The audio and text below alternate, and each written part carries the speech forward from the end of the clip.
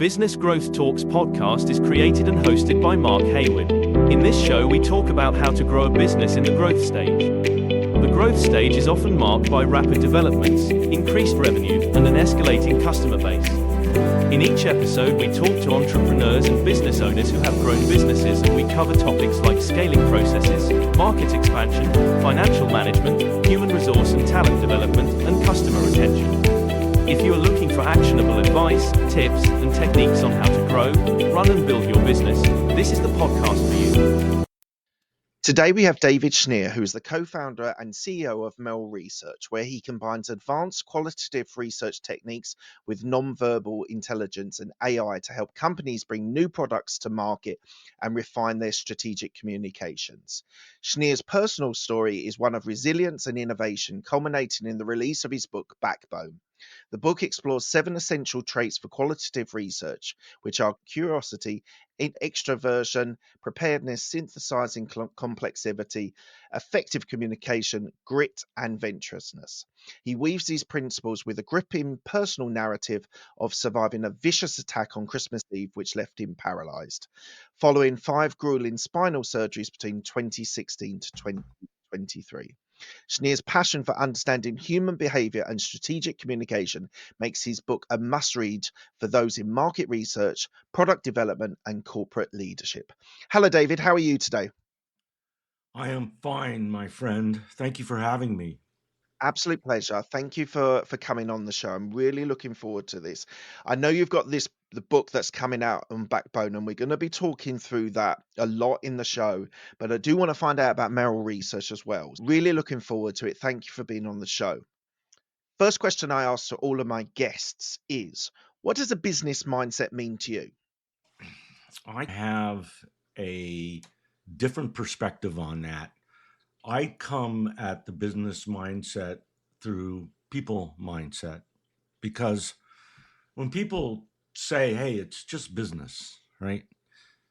That's not true. It's not just business. It's not as if 2 brick and mortar companies lean in and discuss things. It's the people in there. I'm less of a bottom line guy and more of a people guy. And I believe that if you treat your employees well and you're good at what you do, the business will follow.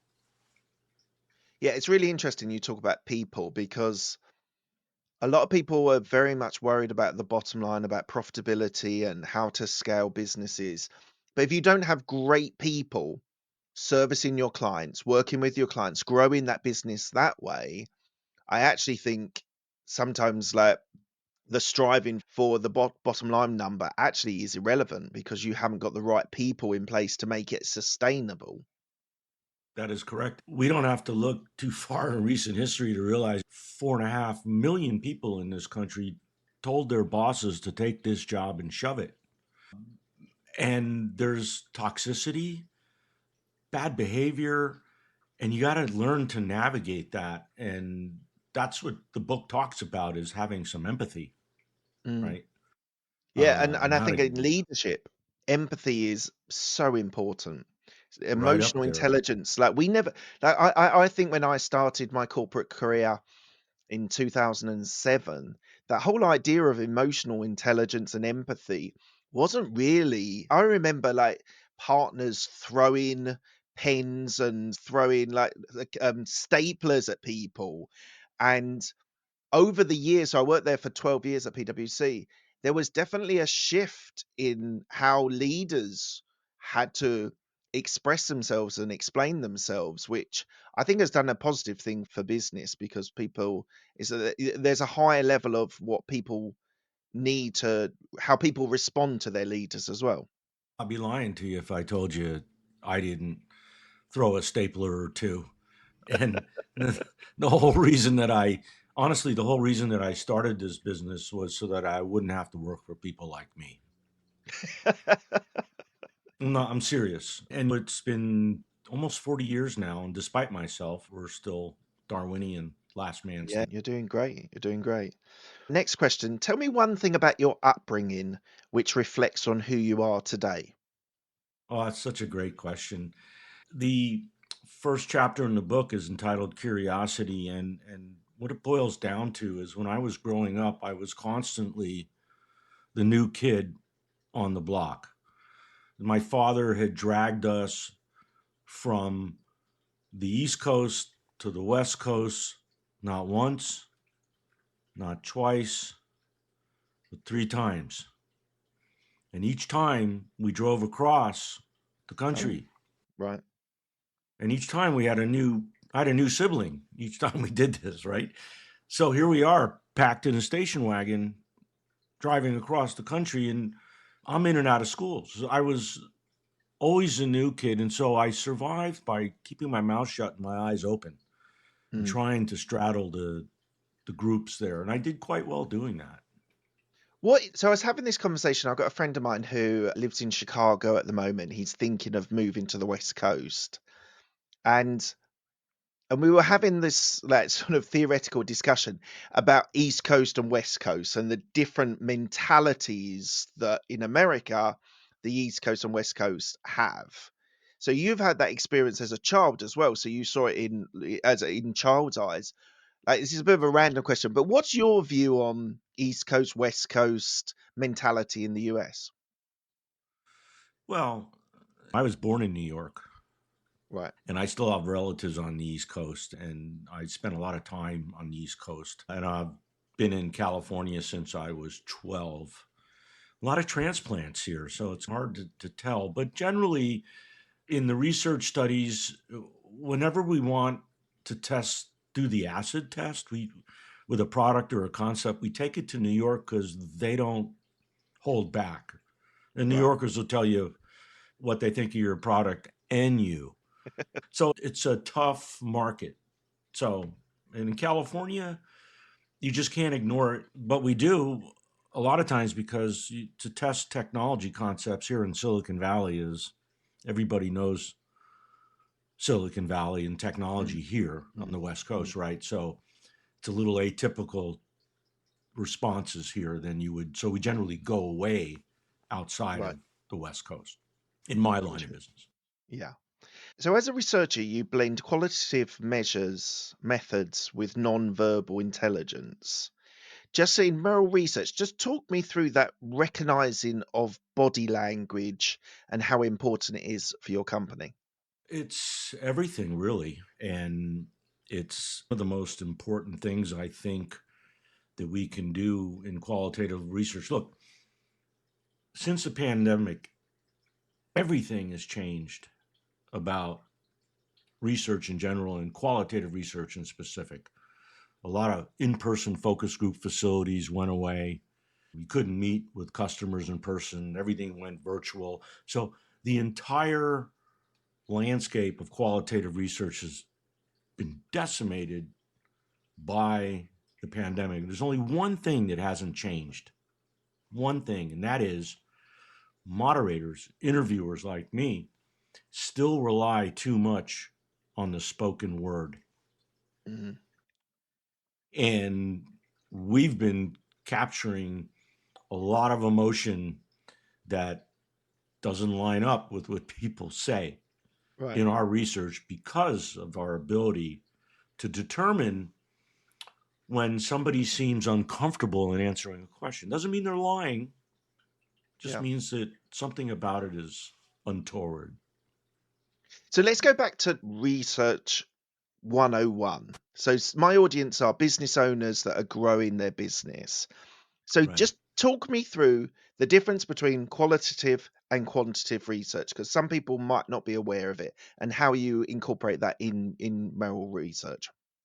Great question. Probably should have started there, but it's very important because if your viewers want to grow their businesses and scale their businesses, they're going to need to talk to their customers. I work with multi-billion-dollar companies that have huge pipelines in R&D of products or services, and they can't afford to launch them all, so they come to me to help, right? And so we employ different types of research. Now, let's take a look at the research world. Overall, in research, there's two major facets of research. There's secondary research and primary research, Okay. Secondary research is information that exists in the public domain. When you go to the library, when you go to Google, when you search Nexus, Lexis, or an online information retrieval system, Yeah. that information already exists. Okay. Then there's primary research. And primary research is the art of gathering information that does not exist. That means we have to go out and find this information. And companies pay us to do this. And there's two methodologies. One is the methodology of surveys and quantitative research that most people understand because we have elections coming up and people are paying attention to the polls, right? Yeah.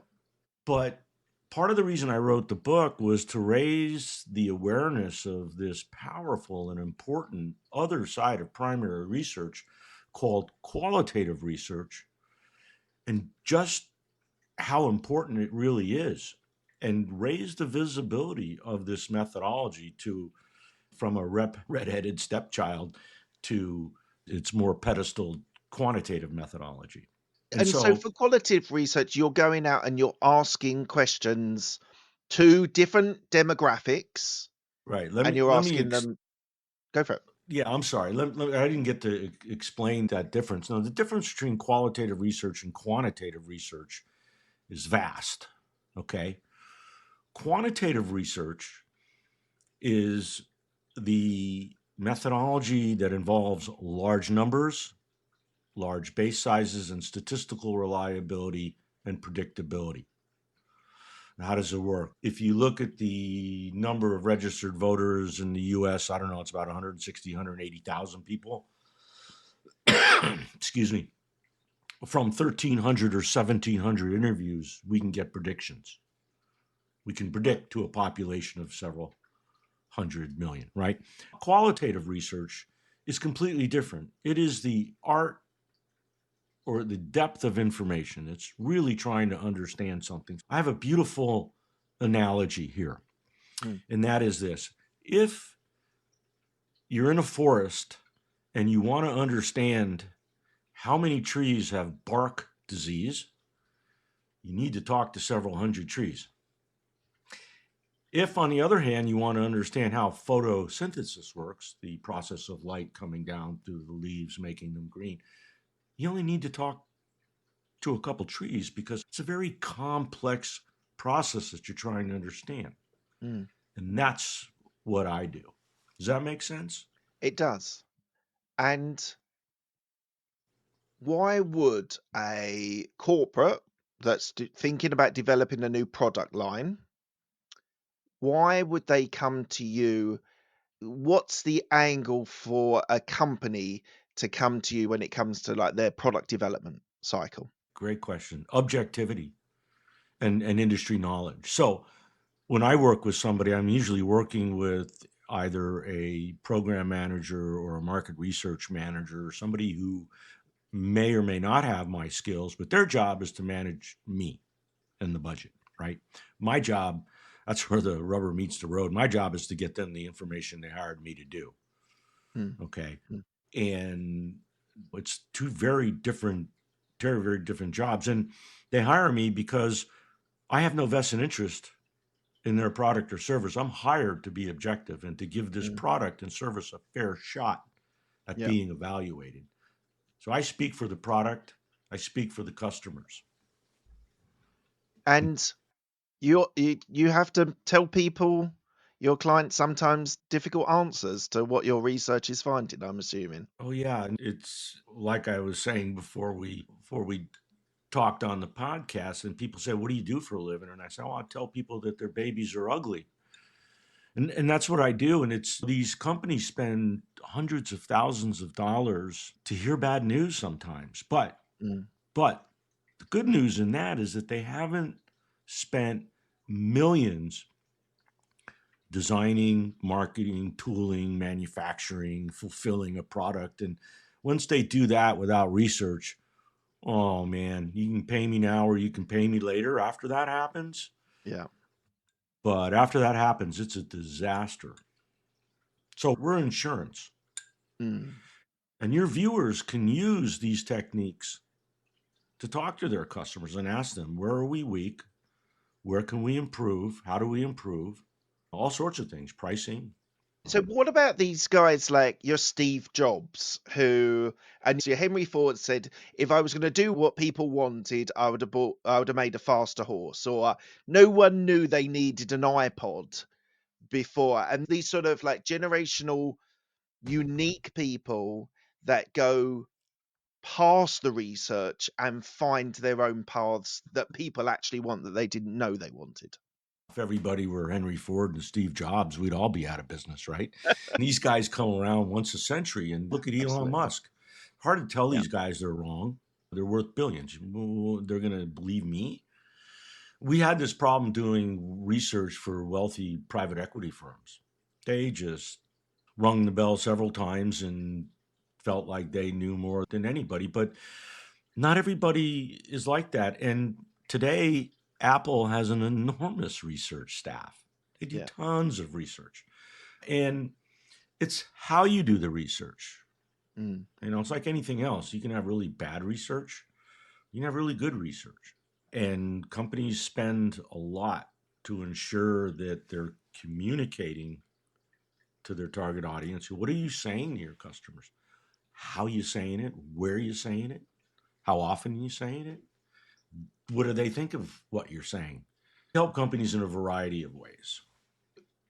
So I'm interested about this non-verbal aspect of your research, which seems to be, when I was doing the research on you and your business, is something very important that you've built into your research. So first question is, how have you built that into your research and how do you successfully do it? And the second question is a little bit more lighthearted. Like, can you switch it off? Can you switch off your analysis side of doing the non-verbal research? Yeah, it's rare. I'm just built that way. And other people who are trained like me say the same thing. Once they see it, it's like speaking another language, really. Mm. It's a language that anybody can speak. But integrating into the business is a great question. And there's several examples I can give you. One is we not only integrated body language into the research, but the use of artificial intelligence also in the research. Now, I'm trained to spot the slightest facial emotions, are called facial microexpressions. They're involuntary emotional leakage on the face that you can't control. Okay? I'm trained to spot that. So when I'm talking to somebody and I see them do that, my antenna goes up. Now, the AI algorithm that we have is trained to do the same thing that I am. It's trained to see the emotion. So we did a study amongst very technical design engineers. You know what a design engineer is? Do you mean like for designing a new product or service? Yeah, Is that what you mean? exactly. Yeah. These are very highly technical Yeah. people that take a semiconductor, put it on a board in a product that their company makes that Yeah. eventually gets shipped. So they're buying from companies like Intel and AMD and NVIDIA and all these guys, Texas Instruments. It's long been thought that these guys don't emote, that they're just rational, that they're linear, and they just work on specifications, and that's it. You just can't get them to emote. And part of the issue was with one of these manufacturers that hired us. They wanted to understand what the new generation of design engineers felt about, of all things, sustainability. Mm-hmm. Okay. In other words, when a design engineer chooses a part, does he consider the sustainability practices of the manufacturer from whom he buys? Okay. We went into this study to test this, and we asked the design engineer we must talk to 30 of these guys. And invariably they would say, oh, yeah, sustainability is important. But we would see that it wasn't. Yeah. We would see a sign of contempt, which looks like an asymmetrical smile. We would Right. see a flash of anger. we would see surprise because nobody had ever asked them about sustainability. Mm. And we could see the contradictions. And if I had more time, I could actually show you the research findings. We actually mapped this out and graph it. It looks like a Right. emotional EKG of happiness, engagement, sadness. And we measured all that, right? What we learned was nobody likes to admit that they're against sustainability, Yeah. right? So that was at play.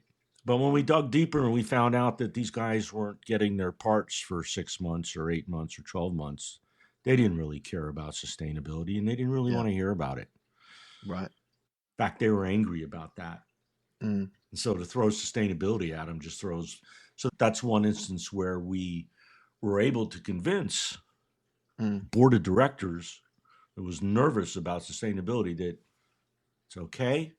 You can talk about it, but it's not your first best punch. Yeah. That's really interesting. And we'll get into more of that soon. But I want to focus on your book. So it's called Backbone. And let's talk about the situation you were in a Christmas Eve. Was it 2016? That 15. you 15, sorry, that you were nearly left paralyzed. Tell me that story, please. Yeah, without being a spoiler, the long and short of it is we had a family gathering at our house in California, Northern California. And I ended up trying to break up a horrific fight between two former family members. And I myself was brutally attacked by one of them, body slammed so hard that my spine cracked instantly. So from 2015 to last year, I have undergone 5 major spinal surgeries. In fact, I'm still recovering right now. And I tell the story as a way to hone in on one of the salient characteristics of doing the job that I do, which is having grit. Mm. And I talk about this job, about getting on an airplane, flying around the world, and talking to people, and doing this week after week after week requires stamina and grit and the focus as well. I wanted to talk about my resilience and hope that it helps others get back up. But we are talking this because I know you outside of this conversation, and I know you've talked about what happened to you, and like you showed us pictures of having your head shaved and being in hospital, and when you came back to the community, you were very much like you were fixed in place on your seat that you were sitting on. So this is really traumatic stuff that you've been through. How did you get up every day after multiple operations? And you talk about grit. How did you get up and keep fighting and keep moving forward on those multiple operations that you had? My wife, Oh, nice. my wife Svetlana, is because of her I wrote the book. I was able to write the book. And people that know me know that when I was on the research trail, I was a gritty guy. I can conduct 70, 60-minute interviews in 4 time zones, 2 countries in 5 days. That's a lot of work. Mm. And traveling in between on an airplane. Mm. A lot of money, but it's a lot of work. I had that innate drive anyway. And it was a way for me to get up, this book. It was a way for me. I wrote a lot of it in bed, but slowly I began to heal and get up and get into it. Honestly, some of the book had to be erased because I had written it while I was on opiates, and none of it was true. And we're like, what? Where did that happen? And that's honest. That's just what it was Yeah. like. Yeah. but it was, we're still not done. The whole idea is to stay out of a wheelchair. My mother, I tell this book in the story, but my mother at the age of 70 had a 9-hour spinal surgery where they inserted a titanium rod in her spine, and it's a brutal surgery. She didn't survive. 6 weeks later, she passed away. So I had that weighing in on me and my family as well. But we punched through. I have an amazing wife. You read the acknowledgments of my book, and you can see what this poor woman had to do to put up with me.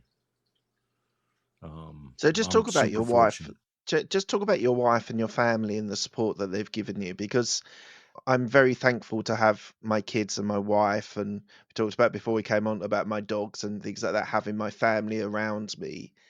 Just talk a little bit more, like you said, about the acknowledgements in the book. Tell me about Well, the support they've given you. I'll And tell you a little bit about my wife. She sees this. I'm probably in trouble, but I'll just blame. I met Svetlana through a mutual friend shortly after my first surgery, and she's a Russian citizen and a U.S. citizen, and she has an engineering degree, and she has 3 master's degrees. She's a highly trained classical pianist, and we had absolutely nothing in common. And we met, and I fell head over heels immediately. She wasn't so sure about me. I think today she still isn't. But the point is, she took me to Russia before the war, and I met her family and friends. And oh my Lord, what a wonderful country it is. If you take the government away, the most wonderful people. And now that we're married, I have family in Moscow, and it's serious there, right? But the point is Svetlana grew some sharp elbows and edged her way into my New York family, and just took care of me from day one. And that's the reality of it. There's no other. My daughter, Maddie, she's going to be married next year. She flew in to help. My son, Michael, my son, Sasha, shaved my head, not once, but twice. We had a ritual around it, because when you get spinal surgery, especially up in the neck area, you can't, worrying about your hair is a pain. So I've shaved my head now so many times, and we made a lot of fun out of it. So you do what you can. You try and have some humor. Yeah. I talk about that in the book. Yeah. It's important because It is. humor lightens. You're going through some serious stuff with the operations, and just to lighten the mood with, I saw pictures of them shaving patterns into your hair and doing the, what do you call it, the vicar look, where you had the shaved head. It was so lovely. I feel very privileged to have been part of that and seeing the love and the care and the humor that your family gave you in support of serious operations. Yeah, it hasn't been easy on anybody. And the Boss Academy, let me tell you, I've just had people just reach out from all over the world, Africa, Europe, Asia, and it's just been so heartwarming. And the Yeah. Boss Academy and Paul has Yeah. been super supportive. So, in fact, we're going to be announcing the book on October the 9th. We're going to send out a notice and Yeah. where to get it. But in the acknowledgments, I say, despite authorial attribution, the book is never about one person. Tom and Yvonne were incredible book editors and publishers. Yeah. Yeah. So you're talking about, so we're part of the same community called Boss Academy. It's run by Correct. Paul Kirsch. And as you say, Right. there's people from all over the world, a lot of Americans in that group as well. And what I love about that group is it's so supportive. People are Yeah, really rooting for you in that group. people are just genuine. They're Yeah. really genuine. And I think we all come from the mindset that you only get as good as you give. Yeah. If you don't make yourself accessible and you try and nickel and dime everybody, Mm. it just isn't going to work. People, Yeah. and this is the other part of the book. I talk a lot about nonverbal intelligence and determining not when people lie, but when they're uncomfortable. Because the same things that make you look like a liar are the same things that you look like when you're uncomfortable. And a lot of people have gone to jail because of that. So we are with our spouse or significant other because we're comfortable. We go to a particular restaurant because we like the food. You walk in, they say, "Hey, Mark, how are you?" And you're comfortable. You go to a certain store because it's all about comfort. And so companies need to create comfort with their employees and their customers. Yeah. And that's a lot of what this show is about, is talking about customers and clients and how we interact with them.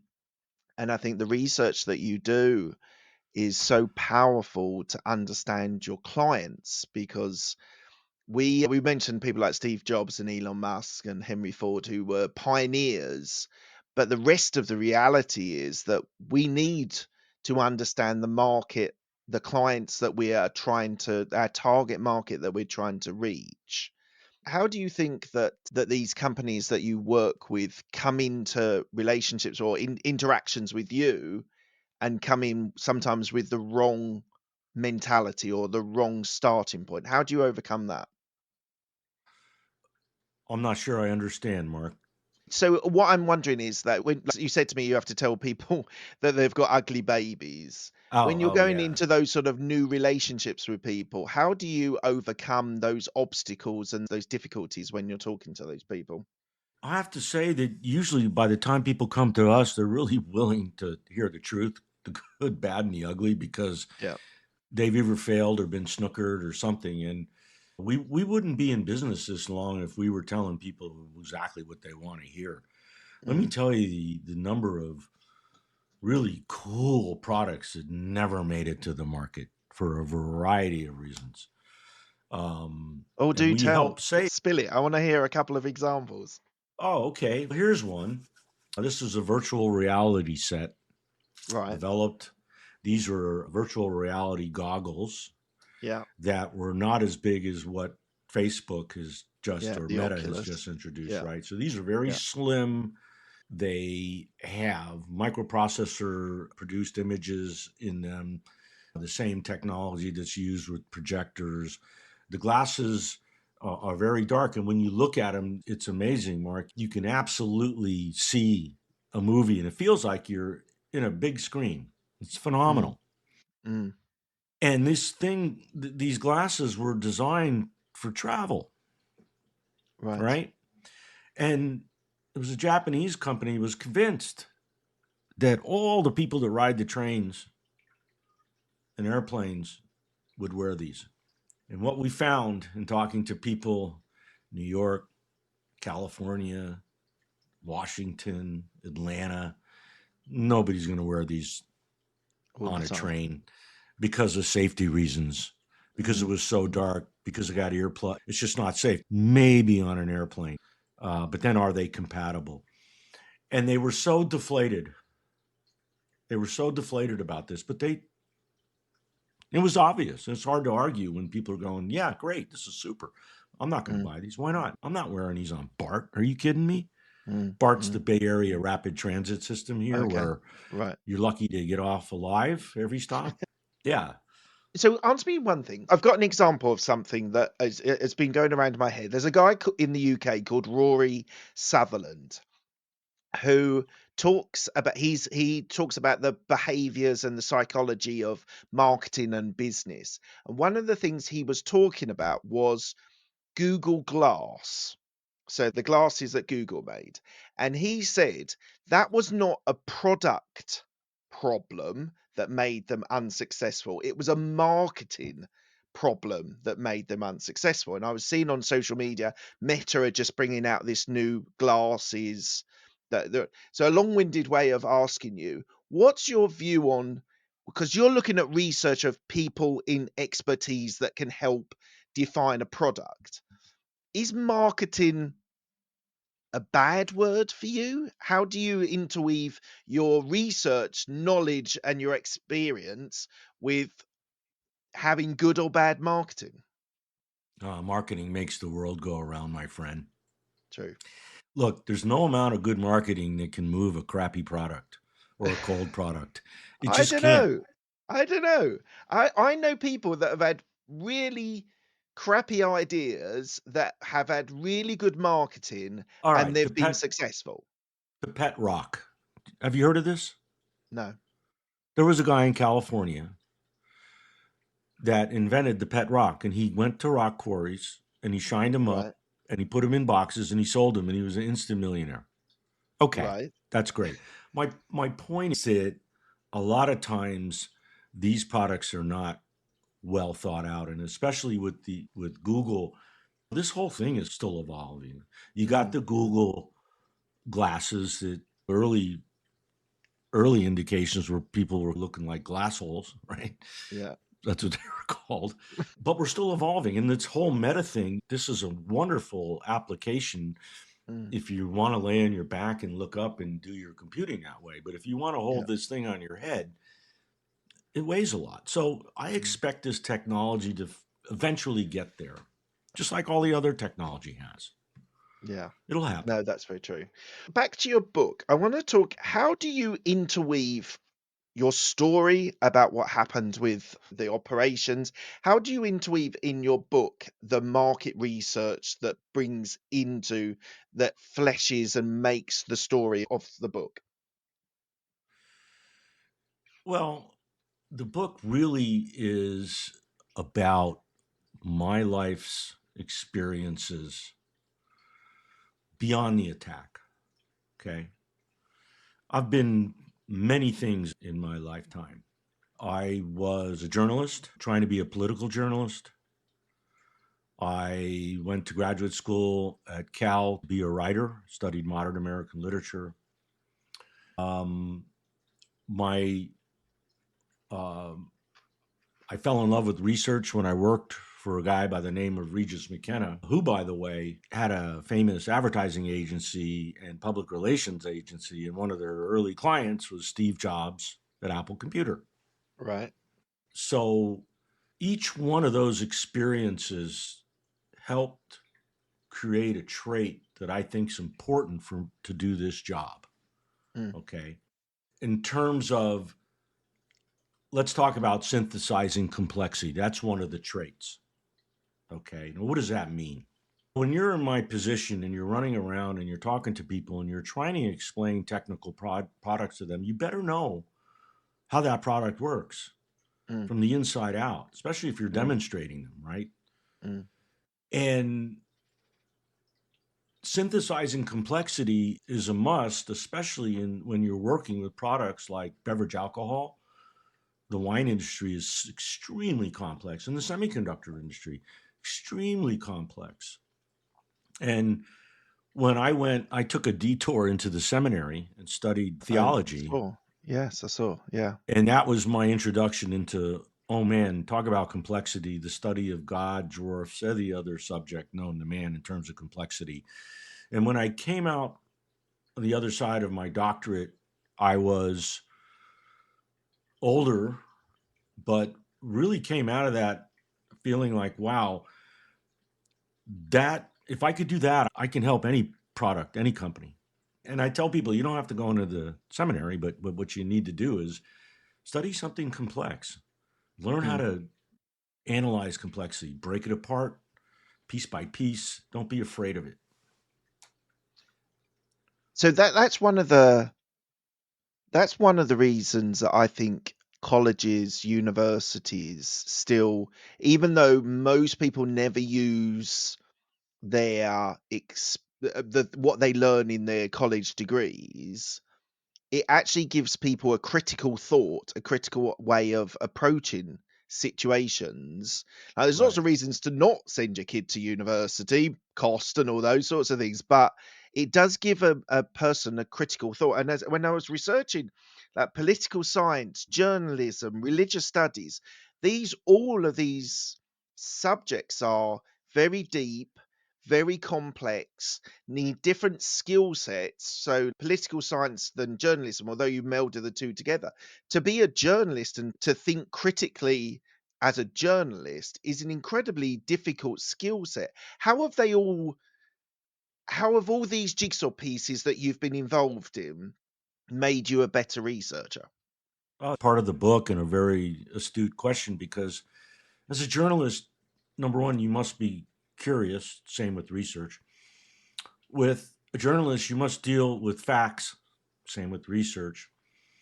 With journalism, you must be objective and fair. Same with research. With journalism, you need to prepare. You're not going to go into an interview and not prepare to interview a subject. Same with research. So they're very similar. And I don't, even though I had to cover some horrific stories that I talk about in the book that soured me on research, the same skills that I learned in research, I'm still using today, or in journalism, I'm still using today in research. Now, I went to Berkeley to study modern American literature. How does that work for me now? Today, research is not about numbers. It's about narrative. A lot of marketing, you talk about narrative, and writing and blogging has become way more important than it ever has. Same in a research business. We're not throwing decks of 100 slides at people anymore. We're boiling it down into a nice, crisp story. Got to know how to write to do that. So what would a product developer, because when I was looking at the research, you said that a product developer, so someone who's building products, building the narrative around it. Why should a product developer read your book? I think that if they have a product or a service that's going to cost them a lot of money, they need to ask themselves, what's the cost of the wrong decision? And can I help mitigate that? And if the cost of a wrong decision is like millions of dollars, they should call me, because I tell people to earmark between 1% and 5% of their overall budget to help measure what it is they're trying to. Now, if their product development spend is $50,000, they probably should do the research themselves. So it really depends, but they do not want to introduce a product without market feedback, and my book will help them understand how to approach it, how to get people to be frank with you, how to hone your communication skills. So what I understand from the book is there's almost two sides to it. There's your personal journey story that's part interwoven into the book, and there's also how you've been a positive influence as a market researcher, as a qualitative researcher. Is that a fair assessment that you have interwoven them both? I'm trying to give people an idea for when they're thinking about buying your book. Is that a fair assessment, interwoven It is, between and personal story as well? it really is. I thought about this. My original thought was maybe I should just write a manual on focus groups. And then I thought, who's going to buy that? And then I thought, I have a pretty interesting background. I really do. And I thought, if I could figure out a way to talk about my interesting background and the things I've seen and done, I could tease out that qualitative research story. And that's what we did. And we want to market it to professors of market research who are teaching quantitative methodology, or professors of organizational psychology are heavily quantitative, but I wonder about their qualitative. So when I was growing up, there were hardly any market research degrees from colleges. Right. Today, that's a different story, right? So you can go get a degree in market research. But are they teaching qualitative research? We don't think there's a book like this out there. I think this is pretty unique. And I got some super killer testimonials. Amazing. Yeah. So I'm super excited about that. Is there a reveal of who the testimonials Yeah, I can tell you. You want to talk to some people who know Steve Jobs? Yeah. Regis McKenna himself has endorsed the book. When you study Steve Jobs, you will realize that he had a very faithful confidant for his whole career, and her name was Andy Cunningham. You should have her on your podcast. Okay. Andy worked at Regis with me many years ago. She handled The Apple Accountant with Steve Jobs' right-hand gal. And if you want an introduction, I'd be happy to. She's That'd be endorsed the amazing. book. She wrote a book called Get to Aha. Big bookseller. We got Michael Malone, friend of mine who wrote the book on Intel, plus several others. Joe Navarro, ex-FBI agent and my mentor, and lots of others. It's so humbling. I was terrified to release this book, Mark. I really was. I totally understand. You're exposing yourself and your story, as well as all of your knowledge and experience and expertise you've got as a researcher. You're exposing everything. I totally get that. People have said to me that I should write a book, and I've always shied away from it because I like doing this. I like talking to my guests and doing solo stuff, talking about things that interest me. And that feels very natural and it feels very easy, well, relatively easy. Like it's a more natural medium for me. And writing a book feels totally overwhelming. So I understand that. And I'm really glad that you've done this because I think you've got I incredible story. Thank you. I have to say that when I started this project, the book felt overwhelming until we began to break it out, get an outline chapter by chapter. It was Right. just like that. It was very organized. We paced it because I wasn't feeling well. Sometimes I just couldn't write, and so we'd have to wait. That's why it took 18 months. So, and that's why I didn't tell anybody for 18 months because I didn't know I'd be able to do it. But I have to say that now the book's written, I think the hard part is talking about it and marketing it. It's like Why is that? it's a lot of work. It It's is a a lot lot of of work. work. Yeah. It's a lot of work, and you're out there. It's like having a baby, you know. It's like you give birth to something, and now the world's going to see it. Does it look like you? Does it behave like you? Thank you, David. So, coming to the end of the interview, I've asked the same 6 questions to all of my guests. They're quick fire questions. They don't need a quick fire answer. The first question is, what's the best decision that you've made? Marry my wife, Svetlana. Yeah. Yeah, I married up, and I'm lucky. That's decision number one. Were you married before? Do you mind me asking? Yeah. Yes, I was. Yeah. So that. But this is true love when you put up with this stuff and you help somebody who is really suffering. Yeah. Second best thing is I'm thrilled about the book. Now that it's out, I'm super excited. Yeah. Brilliant. But what's the best piece of advice you've been given? You're never as bad as people say you are, and you're never as good as people say you are. So try not to get wrapped around the axle. And for God's sake, if you're going to put something on LinkedIn, research it. Look, part of what drives me is people actually believe what I say. And along with that comes a huge responsibility to be honest and to be factual. And when I say something, I back it up with research. Do the same, because everybody has opinions. Opinions are like rear ends. Everybody has one, and most of them stink. So it's a really interesting, this thing Ricky Gervais has talked about, British comedian, that I love him. Yeah, there's a difference between people's opinions and facts. You can Right. criticize my view, my opinion on something, but you can't criticize a fact. It's a really, and I think that's essentially part of what you're talking about is that, as you say, you should research what you're doing. But I love that idea of you're never as good as your biggest fan, and you're never as bad as your biggest critic. You're just human like everybody else. Look, one of the biggest things that I studied in the seminary was the incorrect use of scripture and how bastardized and edited it has become. And one of the things that's out there is don't judge me, right? Let's think about that for a minute.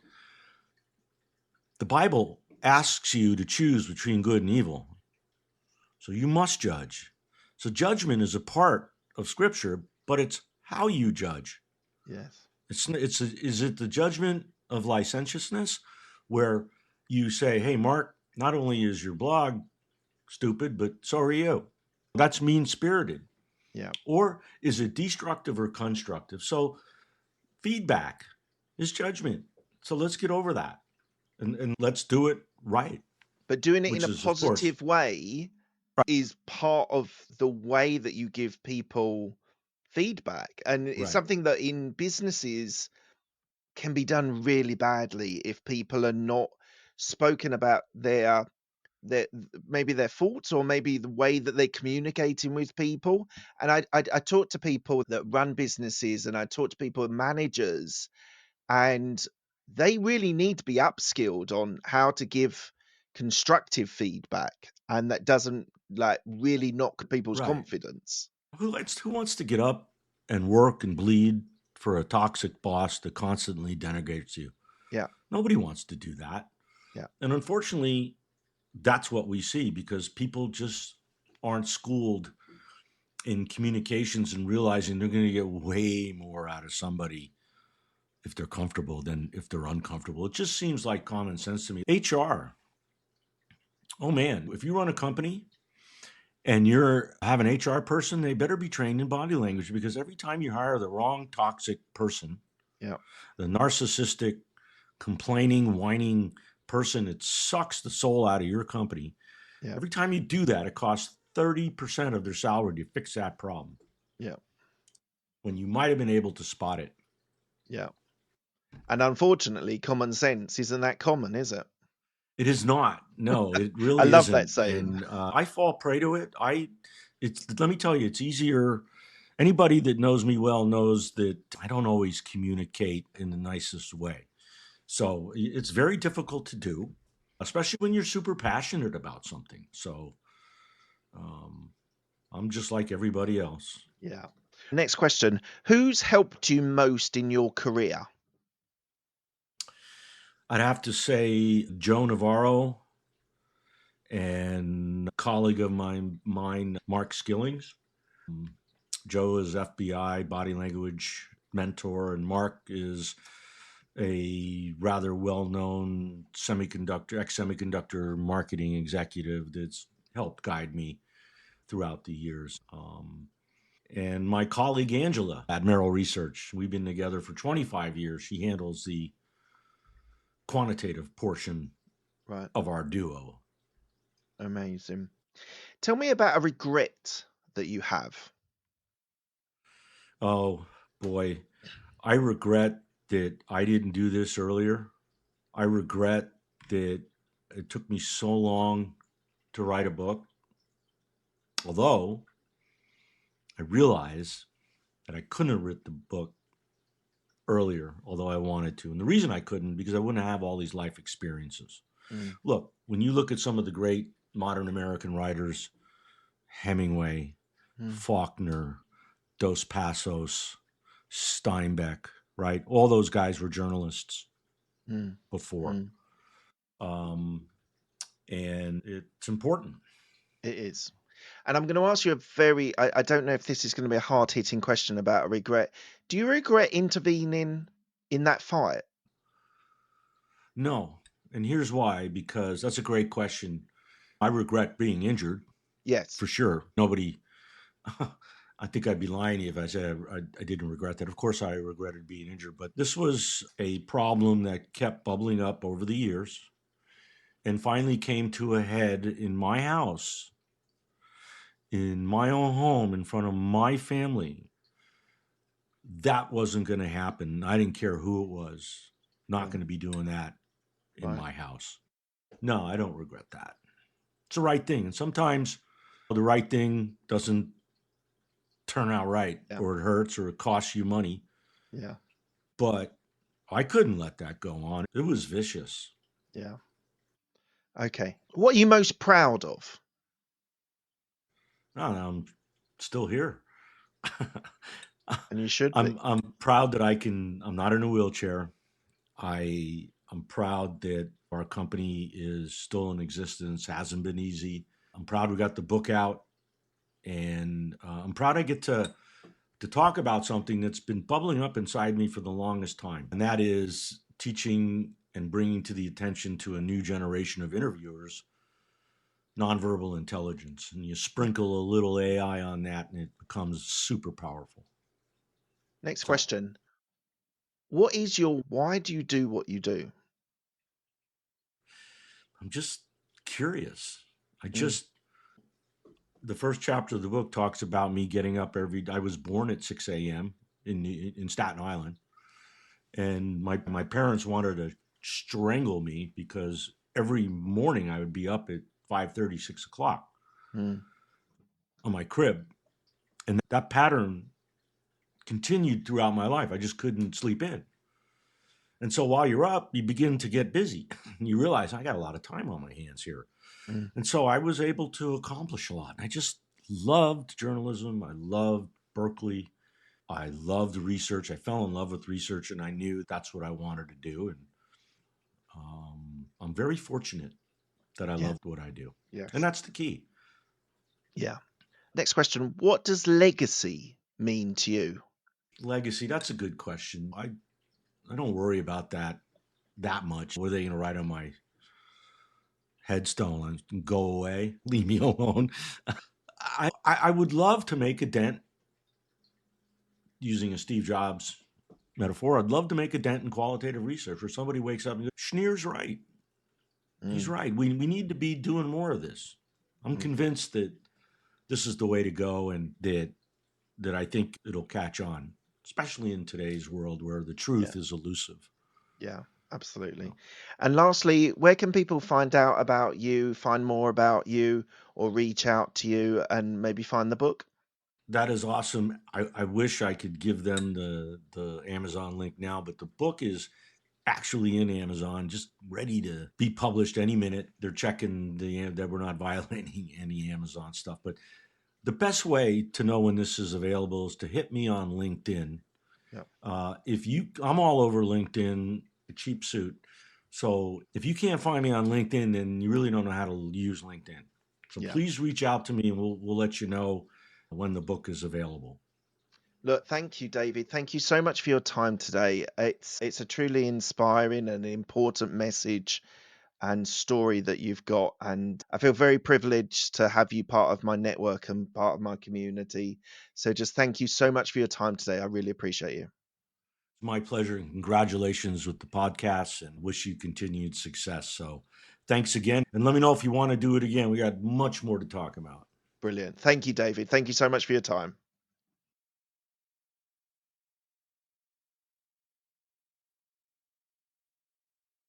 Thank you for listening to Business Growth Talks.